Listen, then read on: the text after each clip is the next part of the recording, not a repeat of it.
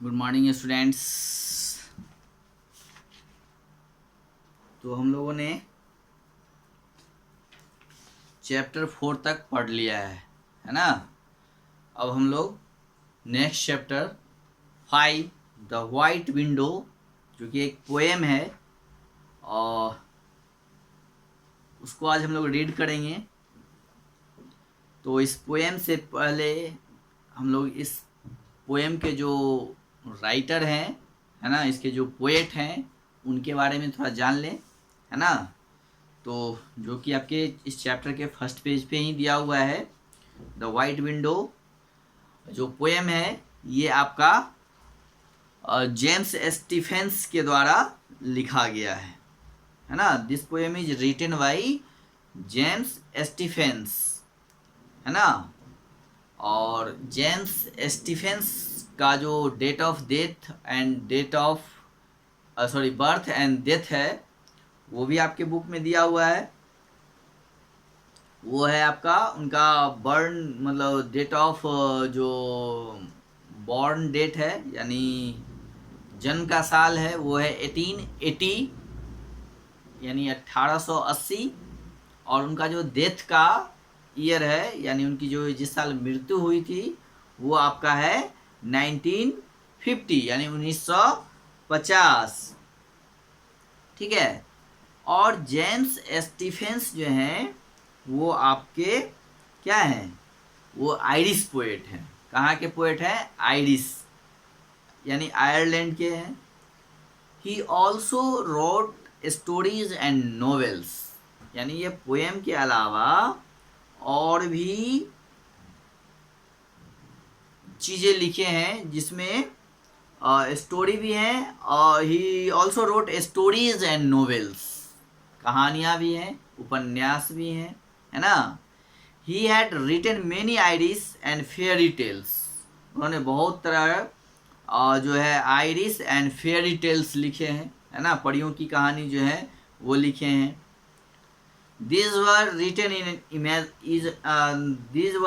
in an imaginative and humorous way, और ये जो लिखा गया है वो बहुत ही इमेजिनेटिव है, यानी कल्पनाशील है, यानी कल्पना पे, इमेजिन पे आधारित है, बेस्ड है, आधारित है, और बहुत ही ह्यूमरस है, यानी मज़ेदार है, फनी है।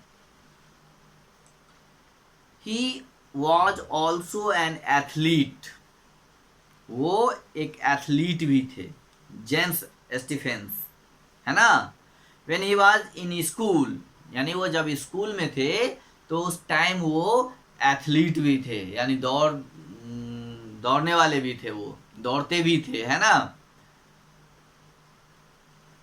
ही along with his brothers and won many competitions, और जब वो स्कूल में थे तो अपने भाई के साथ थे, और वहाँ पे जो है उन्होंने बहुत तरह के कॉम्पिटिशन्स को जीता है ना। His love once called him tiny Tim, है ना। और उनके कुछ पोएम्स जो हैं वो हैं the wind, the Daisy and the cow, ये इनके कुछ पोएम्स हैं जेम्स स्टीफेंस के।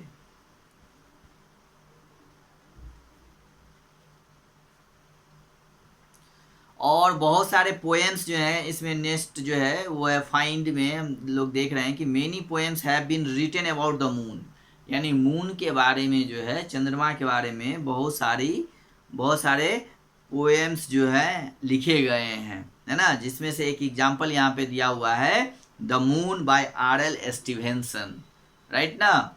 एक एग्जाम्पल दिया हुआ है द मून, जो कि R.L. स्टीवेंसन के द्वारा लिखा गया है ना। और यहाँ पे द वाइट विंडो हम लोग अभी पढ़ रहे हैं, और इसमें कहा जा रहा है कि find out other poems written about the moon, और भी हम लोग पोएम ढूंढेंगे जो मून के ऊपर लिखा गया हो। ठीक है, तो इस काम को हम लोग बाद में करेंगे। तो ये जो पोएम है द वाइट विंडो, ये बहुत ही एक इंटरेस्टिंग एंड यूनिक पोएम है, बहुत ही दिलचस्प और क्या अनोखी कविता है कि नहीं। ये जो है, the moon comes every night to peep through the window where I lie, but I pretend to be asleep, है ना, and watch the moon go slowly by and she never makes a sound. She stands and stares and then she goes to the house that next to me, stealing by on tippy toes to peep at a fog asleep maybe and never makes a sound. तो ये जो poem है ना, ये poem में moons के बारे में, चंद्रमा को डिस्क्राइब किया गया है ना, और चांद के बारे में बताया गया है, यानी उनके बिहेवियर्स के बारे में बताया गया, उनकी आदतों के बारे में बात की गई, उनके व्यवहार के बारे में बात किया गया है ना, और उनकी उपस्थिति से जो है, यानी उनका जो प्रेजेंस होता है ना, वो आपको वो मंत्रमुग्ध कर देता है। वो उनकी जो उपस्थिति होती है, जब हम लोग रात में चंद्रमा को देखते हैं तो मन बहुत जो है प्रसन्न हो जाता है, क्योंकि चंद्रमा जो है हमें शीतलता देती है, ठंड देती है ना, तो और देखने में भी जो है बहुत ही खूबसूरत लगता है। तो चंद्रमा जो है ये आपको अपने और आकृष्ट करता है, अपनी ओर खींचता है ना, और या रात के समय जो है आपके खिड़की पे के माध्यम से आपको देखता है। तो इस पोएम में भी जो है, जो बच्चे हैं, चाइल्ड स्पीकर हैं, वो भी यही कहते हैं, है ना, कि the moon comes every night to peep, यानी मून जो है वो हर रात खिड़कियों के पास आता है, खिड़कियों से झांकता है ना, खिड़की के माध्यम से उसे कैसे देखता है उसके बारे में बताया गया है। और ना ही कोई साउंड करता है, ना ही कोई आवाज़ करता है, और चुपके से आ जाता है ना, और बिना आवाज़ के भी बगल वाले घर में भी चला जाता है। और इसमें ये कवि जो है, पोएट जो है, ये भी बताते हैं कि वह सोने का, मतलब बच्चा जो है इसमें सोने का नाटक करता है, जबकि चंद्रमा उसकी ओर देख रहा होता है। The moon comes every night to peep, है ना, the through the window where I lie. इसमें जो स्पीकर हैं, यानी वो कह रहे हैं कि मून जो है कम्स एवरी नाइट, वो हर रात को आते हैं, है ना, एंड टू पिप, यानी पिप का मतलब होता है झांकी मारना, है ना, एक क्विक लुक, मतलब तेजी से देखना, है ना, वो आके झांकी मारते हैं। थ्रू द, कहाँ से, तो through the window where I lie, है ना, कह रहा है कि थ्रू विंडो, खिड़कियों से होकर के वो झांकते हैं जहाँ मैं लेटा हुआ रहता हूँ, सोया हुआ रहता हूँ, है ना।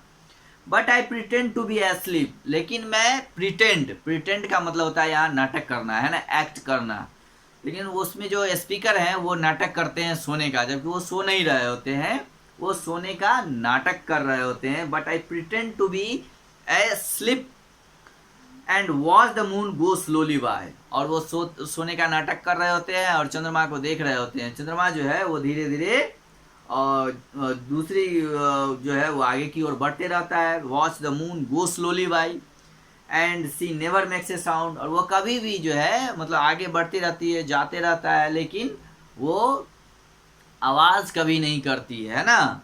And she never makes a sound, she stand and stares and then she goes. उसके बाद जो है हम लोग देखते हैं क्या इसमें स्पीकर कह रहा है कि सी स्टैंड, वो रुके रहते हैं, खड़े रहते हैं, एंड स्टेयर्स, और घूरते रहते हैं, ठीक है, और फिर यह चला जाता है ना। और the house that next to me, यानी हमारे बगल में जो पास का जो दूसरा घर होता है, फिर यहाँ से वो बगल वाले घर के में चला जाता है ना। स्टीलिंग बाय ऑन टिपी टोज, और उनके जो टिपी टोज हैं, पैर, अंगूठे, उंगलियां, तो उनको वो चुपचाप जो है चोरी से, मतलब एकदम बिल्कुल शांति से जो है वो नेक्स्ट घर में चले जाते हैं। To peep at folk asleep में भी, और शायद वो सोए हुए लोगों को जो है ना, वो झांकते हैं। And she never makes a sound, और वो कभी भी आवाज़ नहीं करते हैं, है ना। तो इस पोएम में जो है पोएट जो है वो मून्स के बारे में, मून के बारे में वो डिस्क्राइब करते हैं, मून के बारे में बताते हैं, है ना, कि मून का जो है बिहेवियर क्या होता है। तो मून का जो बिहेवियर है वो इसमें बताया गया है कि वो हर रात को जो है आते हैं और खिड़कियों से झांकते हैं, जहाँ पे स्पीकर जो है वो सोने का नाटक कर रहा होता है, सो नहीं रहा होता है, और वो चांद को देखता रहता है, उसकी खूबसूरती को देखता रहता है, जो कि आते हैं आती है और खिड़कियों से झांकती है ना, और फिर धीरे धीरे चली जाती है बिना कोई साउंड किए हुए, बिना कोई आवाज़ किए हुए। और वो फिर खड़ी रहती है, सी स्टैंड्स एंड स्टेयर्स, वो खड़ी रहती है और घूरती रहती है। एंड देन सी गोज, फिर वो चली जाती है to the house next that next to me, है ना। कहती है कि फिर जो हमारे आगे का घर है, बगल वाला घर है, नेक्स्ट घर है, वहाँ वो चली जाती है। और टिपी टोज मतलब पैर को एकदम दाब के चोरी से चुपके से जो है वहाँ चली जाती है। टू पीप एट फॉल्स एस्लिप में भी, और जो शायद लोग सो रहे होते हैं उनको ये झांकते हैं, है ना। और कभी भी ये आवाज़ जो है नहीं करते हैं। तो ये एक छोटा सा पोएम था जो कि बहुत ही इंटरेस्टिंग है और बहुत ही यूनिक पोएम है, दिलचस्प पोएम है ना।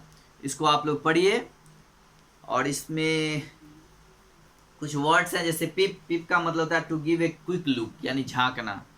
इसको आप रिमेंबर करेंगे। जो वर्ड सब है, प्रिटेंड का मतलब होता है एक्ट एज इफ, यानी नाटक करना, है ना। स्टेयर्स मतलब घूरना। स्टीलिंग मतलब होता है मूविंग क्वाइटली, मतलब चुपचाप जो है मूव कर जाना शांति से।